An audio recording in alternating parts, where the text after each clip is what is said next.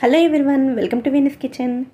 ఈరోజు వీడియోలో వెజ్ క్వాసిడెల్లాని ఎలా ప్రిపేర్ చేసుకోవాలో చూద్దాం. అన్నీ ఇంట్లో ఉండే వాటితోనే సింపుల్ వేలో టేస్టీగా మెక్సికన్ స్టైల్లోలా చాలా ఈజీగా ప్రిపేర్ చేసుకోవచ్చు.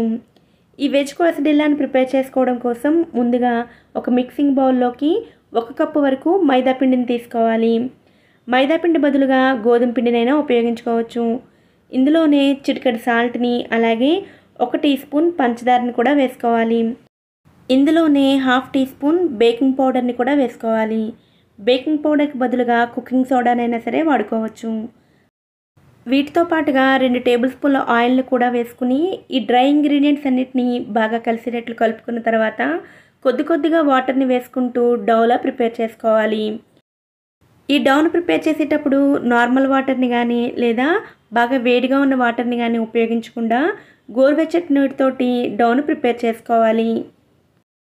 ప్రిపేర్ చేసిన డౌని 2-3 నిమిషాల పాటు బాగా మిక్స్ చేసుకుని క్లాత్ తోటి కవర్ చేసుకుని ఒక అరగంట పాటు పక్కన పెట్టుకోవాలి. ఈలోపు స్టఫింగ్ని ప్రిపేర్ చేసుకుందాం. స్టవ్ మీద ప్యాన్లో 2 టేబుల్ స్పూన్ల బటర్ని వేసుకుని బటర్ మెల్ట్ అయిన తర్వాత ఇందులో సన్నగా తరిగిన 1 టీ స్పూన్ వెల్లుల్లిని వేసుకోవాలి. వెల్లుల్లి ఫ్రై అయిన తర్వాత ఒక మీడియం సైజ్ ఉల్లిపాయ ముక్కలను వేసుకుని వాటిని కూడా ఫ్రై చేసుకోవాలి. ఉల్లిపాయలు మరీ సాఫ్ట్గా అవ్వాల్సిన అవసరం లేదు, పచ్చివాసన పోతే సరిపోతుంది. ఉల్లిపాయలు ఫ్రై అయిన తర్వాత ఇందులో మీడియం సైజ్ టమాటా ముక్కలను, 1/2 కప్పు క్యాప్సికమ్ ముక్కలను, 1/2 కప్పు స్వీట్ కార్న్ కూడా వేసుకుని వీటన్నిటిని కూడా ఫ్రై చేసుకోవాలి. వీటిని మరీ ఎక్కువసేపు కుక్ చేయాల్సిన అవసరం లేదు, 3 లేదా 4 నిమిషాల పాటు ఫ్రై చేసుకుంటే సరిపోతుంది. ఇందులోనే రుచికి సరిపడ ఉప్పు, 1 టీ స్పూన్ చిల్లీ ఫ్లేక్స్ని కానీ లేదా రెడ్ చిల్లీ పౌడర్ అయినా సరే వేసుకోవచ్చు. అలాగే 1 టీ స్పూన్ మిక్స్డ్ హెర్బ్స్ని కానీ లేదా ఆరిగానోని కానీ వేసుకుని బాగా కలిసేటట్లు మిక్స్ చేసుకుని వెజిటబుల్స్ అన్నీ ఒక 70% కుక్ అయ్యేంత వరకు ఫ్రై చేసుకోవాలి. చివరిగా ఇందులో సన్నగా తరిగిన కొత్తిమీరని వేసుకుని బాగా కలిసేటట్లు మిక్స్ చేసుకుని స్టవ్ ఆఫ్ చేసుకుని ఈ స్టఫింగ్ని పూర్తిగా చల్లారనివ్వాలి. 30 నిమిషాల తర్వాత టార్టిల్లాస్ని ప్రిపేర్ చేసుకోవడానికి పిండి కూడా రెడీ అయి ఉంటుంది. ఇప్పుడు పిండిని మళ్ళీ 2-3 సార్లు బాగా మిక్స్ చేసుకుని వీటిని చిన్న బాల్స్లా డివైడ్ చేసుకుని ఉంచుకోవాలి. నేను చూపించే ఈ క్వాంటిటీస్కి 3 వరకు పెద్ద సైజులో ఉండే క్వాసిడెల్లాస్ని ప్రిపేర్ చేసుకోవచ్చు. దీనిని బట్టి మీరు క్వాంటిటీస్ని అడ్జస్ట్ చేసుకోవచ్చు. ఒక్కొక్క పిండి ముద్దని తీసుకుని పొడి పిండిలో డిప్ చేసుకుని వీటిని మనం రెగ్యులర్గా చేసుకునే చపాతీల కన్నా పల్చగా రోల్ చేసుకుని తీసుకోవాలి. ఇలా రోల్ చేసుకున్న ఈ చపాతీని తవా మీద వేసుకుని స్టవ్ ఫ్లేమ్ని మీడియంలో ఉంచుకుని 2 వైపులా కూడా ఫ్రై చేసుకోవాలి. ఈ టార్టిల్లాస్ని మనం రెండోసారి కూడా ఫ్రై చేసుకోవాల్సి ఉంటుంది. అందుకోసమని వీటిని మరీ ఎక్కువగా కాకుండా 2 వైపులా కూడా వైట్ స్పాట్స్ వచ్చేంత వరకు కాల్చుకుని తీసుకోవాలి. కాల్చుకున్న టార్టిల్లాస్ని డ్రైగా అయిపోకుండా ఉండడం కోసం పొడి క్లాత్లో ఉంచుకుని కవర్ చేసుకుని ఉంచుకోవాలి. ఇదే విధంగా మిగిలిన వాటిని కూడా రోల్ చేసుకుని ఫ్రై చేసుకుని పొడి క్లాత్లో కవర్ చేసుకుని ఉంచుకోవాలి.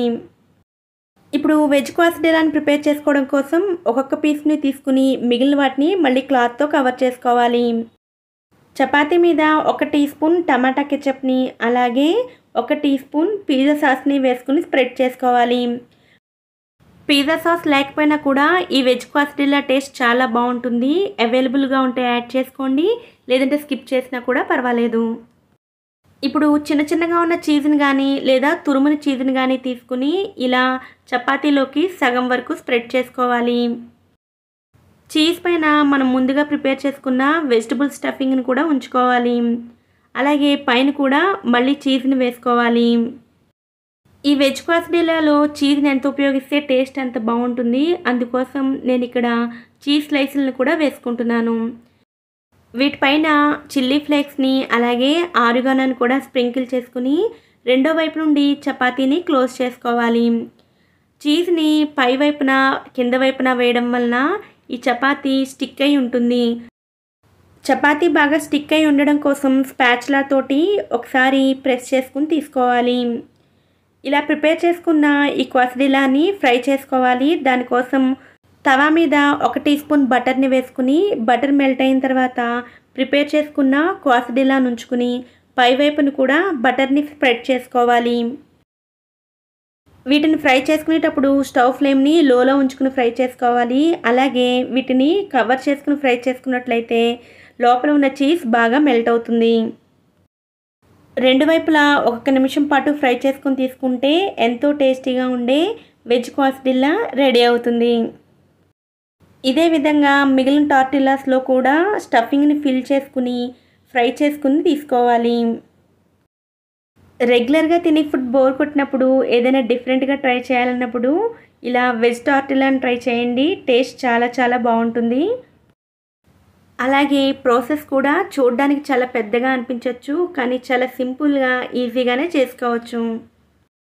మెక్సికన్ స్టైల్లో ఉండే ఈ వెజ్ క్వాసడిల్లాను పెద్దవాళ్లే కాదు పిల్లలు కూడా బాగా ఇష్టపడతారు. ఈ సింపుల్ టేస్టీ రెసిపీని మీరు కూడా తప్పకుండా మీ ఇంట్లో ట్రై చేయండి. ఓకే ఫ్రెండ్స్, ఈ వీడియో కనుక మీకు నచ్చినట్లయితే ఈ వీడియోని లైక్ చేయండి, మీ ఫ్రెండ్స్తో షేర్ చేయండి. వీడియో కింద ఉన్న రెడ్ కలర్ సబ్స్క్రైబ్ బటన్ ద్వారా సబ్స్క్రైబ్ చేసుకోండి. పక్కనే ఉన్న బెల్ ఐకాన్ని కూడా యాక్టివేట్ చేసుకోండి. Thanks for watching.